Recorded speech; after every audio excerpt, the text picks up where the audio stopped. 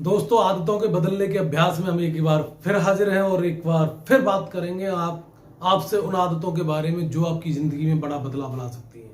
और यहाँ पर जो सबसे ज्यादा आदत के बारे में चर्चा की गई है, एक बड़ी आदत है, वो है हमारी कर्जा न लेने की आदत।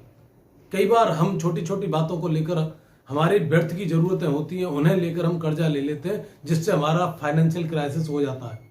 और हम लगातार उस कर्जे को देने की कोशिश करते हैं, जिससे हमारे संबंध विच्छेद होते हैं, परिवार में बहुत सारी मनभेद होने शुरू हो जाते हैं। दोस्तों, मैं आपको बताना चाहूंगा, जो चर्चा आज हम शुरू की है वो हम खुद भी फॉलो करें और एक जिंदगी में अपनी में बड़ा बदलाव लेके आए, जिससे कि हम सामने वाले को बता सकें कि जो आप काम कर रहे हो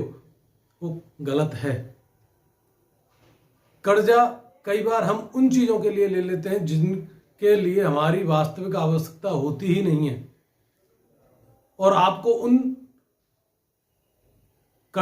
उस प्रकार के कर्जों से बचना चाहिए, क्योंकि आप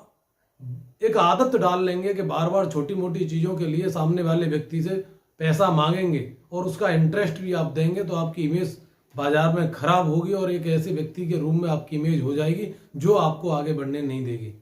तो जो लोग इस तरीके से काम कर रहे हैं कि बार बार किसी भी व्यक्ति से पैसा मांगते हैं, कर्जा लेते हैं और कर्जे के चक्कर में बार बार अपने को खुद को परेशान रखते हैं, परिवार को परेशान रखते हैं और वहां से अच्छे रिजल्ट नहीं मिलते हैं। तो अगर हम जाने अनजाने में इस तरीके की गलती कर रहे हैं तो उसे हमें सुधारने की जरूरत है। आपको विशेष परिस्थिति में कर्जा लेना चाहिए, कोई दिक्कत नहीं है, लेकिन आपको नॉर्मल चीजों के लिए वेट करना चाहिए।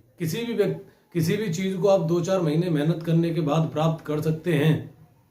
लेकिन आप उसके लिए कर्जा न लें। ये बहुत अच्छी आदत है और एक अच्छी आदत आपको और लेनी पड़ेगी। कई बार हम अपने पास वालों से ऐसी बातें करते हैं जो उनके लिए गलत होती है या उस परिस्थिति के अनुसार गलत होती है जो सामने वाला आपको बता रहा है, और हम जानबूझकर ऐसी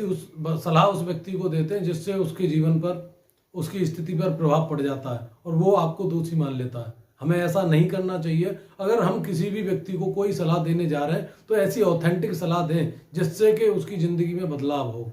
अगर आप इस तरीके की सलाह देंगे तो आपको एक बदलाव की भावना महसूस होगी और उस भावना के द्वारा ही सामने वाला व्यक्ति एक अच्छा व्यक्ति आपको समझेगा और आपकी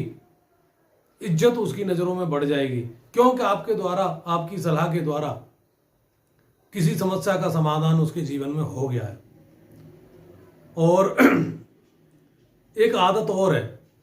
जिसके बारे में लोग लंबे समय से चर्चा करते हैं, और उस आदत को अपनाने के लिए घरों में गुल्लक को रखा जाता है, यानी बचत करने की आदत। ये आज तक मैंने देखा है बहुत सारे लोगों में है ही नहीं, खासकर मेरे में भी ये आदत नहीं थी, लेकिन जब किताब को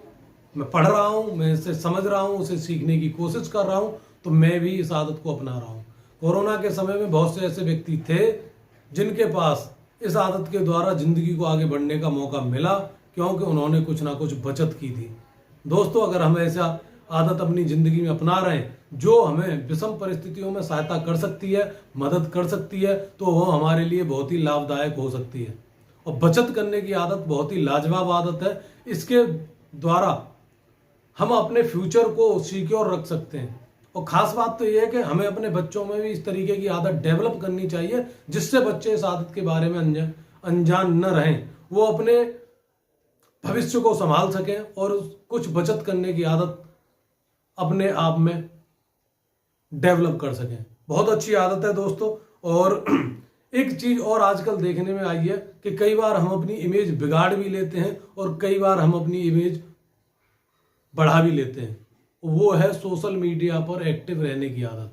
दोस्तों, मैं आपको बताना चाहूंगा, अगर आप सोशल मीडिया पर एक्टिव हैं तो वहां पर जो पोस्ट आप कर रहे हो, जो वीडियो आप डाल रहे हो, वो ऐसा वीडियो डालें जिससे सामने वाले के जीवन में कुछ सकारात्मक परिवर्तन होने की संभावना हो। अगर आप इस तरीके की वीडियो डाल रहे हैं जहां पर कुछ एक्टिविटी नहीं है और आपकी छवि पर नकारात्मक प्रभाव पड़ रहा है, तो वही छवि आपको आगे भविष्य में जाकर कहीं भी धक्का दे सकती है, कहीं भी आपको रोक सकती है। तो आपको सफलता प्राप्त करने के लिए अपनी छवि को बनाना होगा, और सोशल मीडिया पर जिस तरीके से आप पोस्ट कर रहे हैं उस पोस्ट में एक विशेष प्रकार की चर्चा आपको करनी होगी, एक विशेष प्रकार का मैसेज आपको देना होगा, जिससे कि सामने वाला आपके बारे में सोचने पर मजबूर हो कि आप काम क्या करते हैं। जब आप इस तरीके से काम करेंगे तो सामने वाला व्यक्ति जरूर आपकी तरफ सोचेगा, जरूर आपके बारे में बातचीत करेगा और उसके अंदर जिज्ञासा पैदा होगी कि वो आपसे कुछ ना कुछ बात करे, कुछ ना कुछ अपने विचारों को शेयर करे। और जब वो व्यक्ति आपसे अपने विचारों को शेयर करेगा, आप उसे इस तरीके की सलाह दे सकते हैं कि उस व्यक्ति की जिंदगी में एक सकारात्मक परिवर्तन आ जाएगा। Thank you.